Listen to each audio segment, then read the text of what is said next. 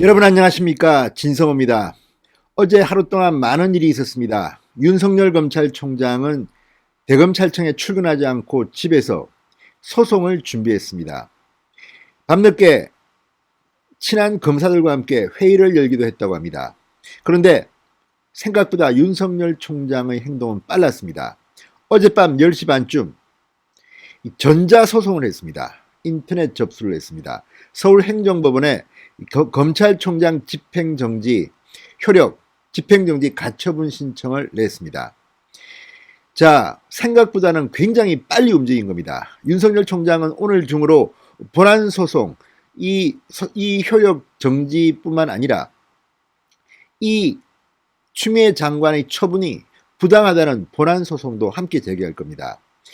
자, 어제 윤석열 총장 왜 이렇게 빠르게 움직였을까요? 아마 윤석열 총장은 추미애 법무부 장관이 자신에게 이런 짓을 할 거라는 것을 미리부터 다 알고 다 계획이 있었던 것으로 보입니다. 생각보다는 빨리 움직였습니다. 오늘 중으로 이 소송을 제기할 것으로 예측하는 사람들이 대부분이었습니다. 그런데 어젯밤 한밤의 대반격, 역습이라고 할 수 있습니다. 추미애 장관을 향해서 서울행정법원에 전자소송을 냈습니다. 자, 이제 이 소송이, 이 가처분 소송이 만약에 법원에 의해서 받아들여진다면 추미애 장관은 아마도 장관직을 계속 맡기가 힘들 겁니다. 추미애를 날릴 수 있는 신의 한 수가 나왔습니다. 자, 윤석열 검찰총장, 민주주의를 지키기 위해서, 법치를 지키기 위해서 이런 소송을 법적 대응을 한다고 밝혔습니다.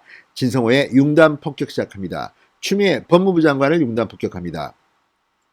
방송에 앞서 아직 진성호 방송에 구독자가 아니신 분들은 붉은색 구독 버튼 눌러주십시오. 더 좋은 방송으로 보답하겠습니다. 예상보다는 더 빠르게 한 발 앞서서 움직였습니다. 윤석열 총장이 어젯밤 10시 반쯤 전자소송 심야 인터넷 접수를 통해서 신청했습니다. 검찰총장 직무정지, 효력 집행정지 가처분 신청입니다. 이게 받아들여진다면 윤석열 총장은 다시 총장직으로 컴백할 수 있습니다. 자, 추미애 법무부 장관이 윤석열 총장에게 검찰총장 직무에서 배제하고 징계를 청구한 지 만 하루 만에 윤석열이 반격에 나섰습니다. 자, 집행정지라는 것은 행정청의 처분으로 회복하기 어려운 손해가 발생할 우려가 있다고 인정되는 경우 처분의 집행을 잠시 멈추는 법원의 결정입니다.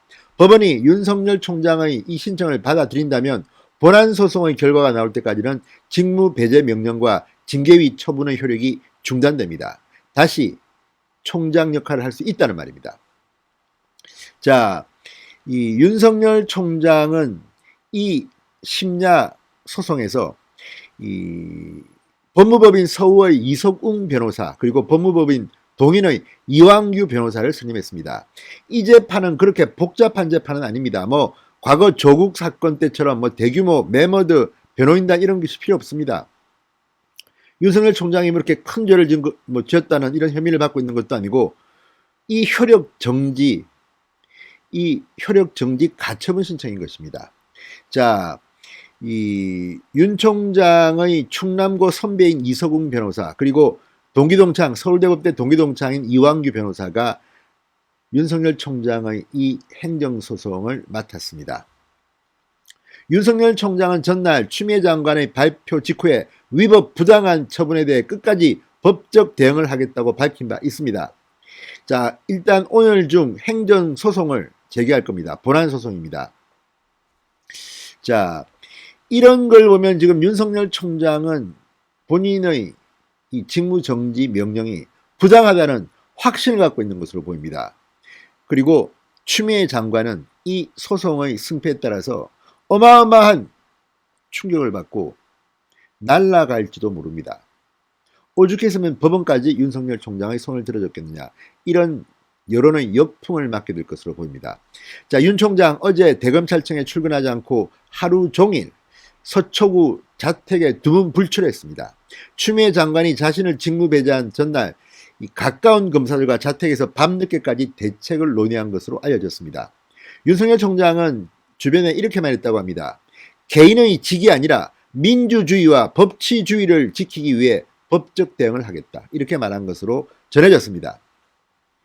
윤 총장은 추미애 장관의 직무 배제와 징계 청구 조치가 위법하다는 확신감을 갖고 있는 것으로 보입니다. 자, 이 대형 로펌이 아닌 개인 법률 사무소에 근무 중인 판사를 택한 것도 이런 이유입니다. 변호인을 대규모로 선임해 세를 과시하는 모양새를 갖출 필요도 없고 이 사건은 단순 행정사건에 불과하다 이렇게 윤 총장은 말했다고 합니다. 그리고 속전속결식으로 신속하게 진행하겠다고 했습니다. 윤 총장이 직접 신청서를 자꾸 하나하나까지 다듬고 있었다고 합니다. 자, 윤 총장이 일단 소송을 제기했습니다. 그러면 서울행정법원의 11개 합의부 가운데 한 곳에 배당될 가능성이 높습니다. 윤 총장에 대한 직무 배제 근거가 6가지입니다. 따라서 서울행정법원의 내규 규정상 단독재판부가 아닌 합의재판부가 판단하게 됩니다.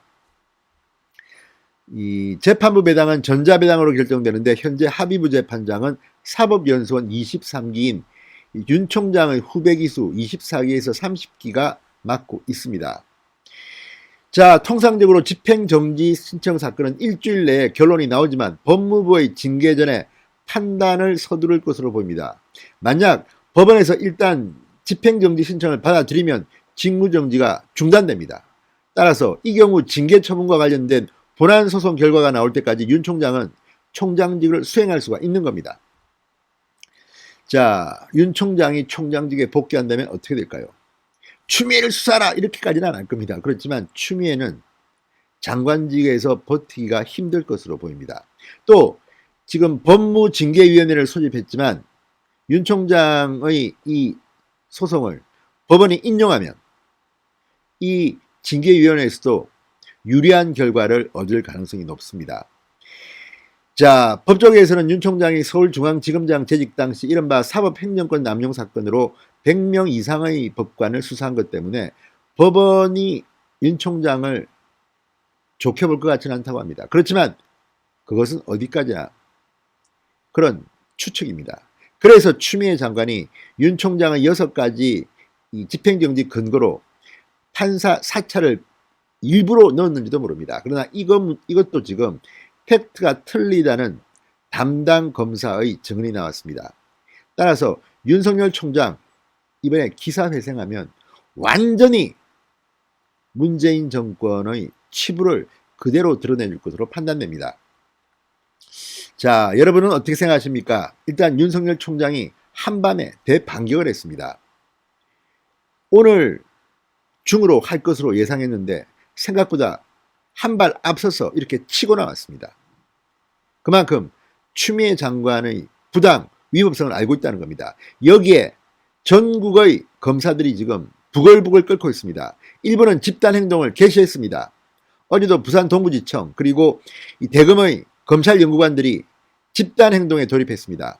오늘도 10곳이 넘는 곳에서 평검사 회의가 열릴 것으로 예상됩니다. 아무튼 전국이 요동치고 있습니다. 윤석열 총장의 한밤의 대반격, 추미애 장관 날려버릴 것 같습니다. 진성호의 융단 폭격이었습니다. 여러분 감사합니다.